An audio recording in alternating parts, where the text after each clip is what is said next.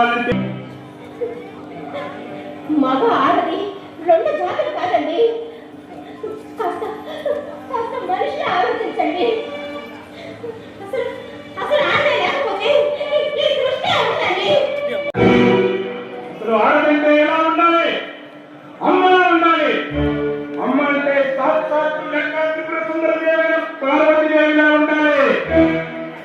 అందుకే పూర్వ రోజుల్లో ఆడవాళ్ళకు చేతులెత్తి దండాలు పెట్టేవారు.